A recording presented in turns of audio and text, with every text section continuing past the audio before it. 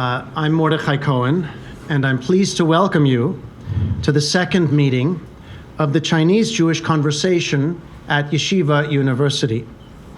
大家好，晚上好，我是孔慕仁。今天我们是第二次开会，中国人和犹太人之间的对话。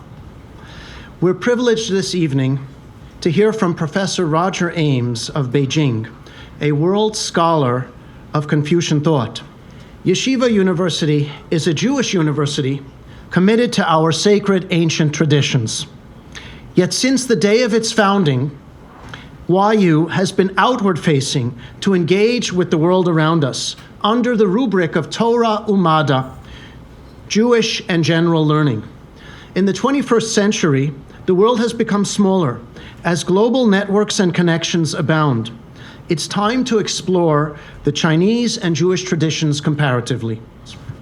非常欢迎亲爱的中国学生们，很高兴你们参加我们的会议。There are two parts to the program this evening.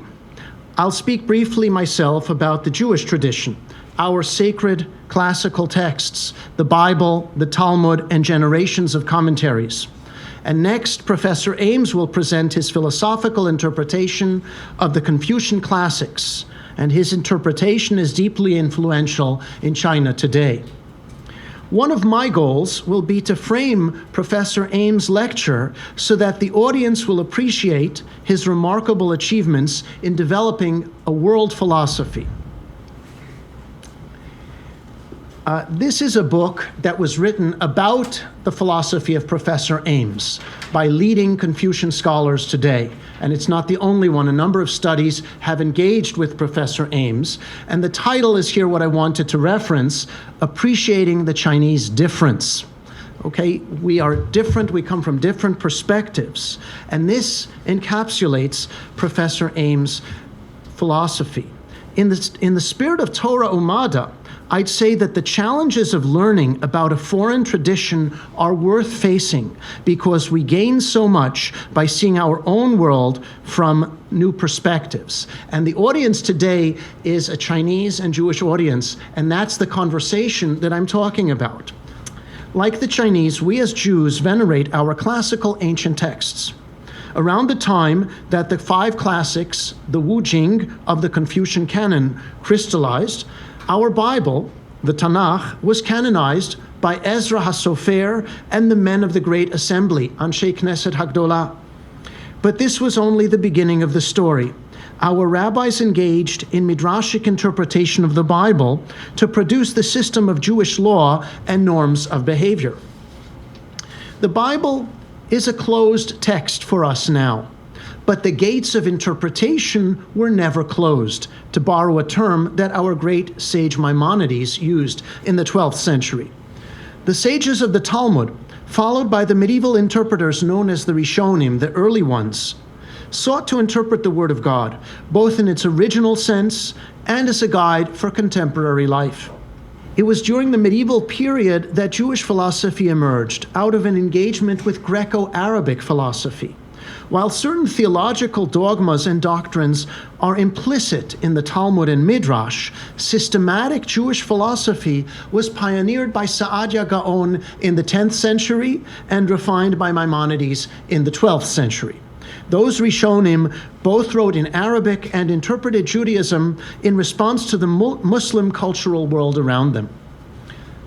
In the 20th century, Rabbi Joseph B. Soloveitchik, the towering intellectual figure of Yeshiva University, formulated a novel Jewish philosophy for modern times. Rabbi Soloveitchik was trained as a neo-Kantian and was influenced by a range of 19th and early 20th century German thinkers. His approach differed from Saadia Gaon and Maimonides, who interpreted Judaism using Greco-Arabic philosophical categories. Rabbi Soloveitchik, on the other hand, used his philosophical analytic training to define Judaism on its own terms, with the halakha, the Jewish law, being central. Yeshiva University stands for modern orthodoxy, the need we have as traditional Jews to engage with the world around us. We recognize that Judaism today isn't what it was 100 years ago, or 800 years ago in the time of Maimonides, or 2,000 years ago, 2,400 years ago in the time of Ezra HaSofer. But actually modern Orthodoxy isn't modern at all, because this ability and necessity to adapt is built into our Jewish religious tradition. The Jewish audience here is familiar with the different interpretive epochs in our tradition. The Talmud, the Rishonim of the medieval period, and the Achronim, the later ones of the early modern and modern periods. The Chinese classics likewise have long and complex interpretive traditions. Commentaries throughout the generations addressed influences of society, both internal and external. During the Song dynasty, from 960 to 1279, for example, Chinese intellectuals, under the influences of Buddhism and Taoism, gave new attention to metaphysical big questions that were not prominent in earlier Confucianism. In the 19th century, the Confucian texts were translated by missionaries who gave the Chinese concept Christian overtones.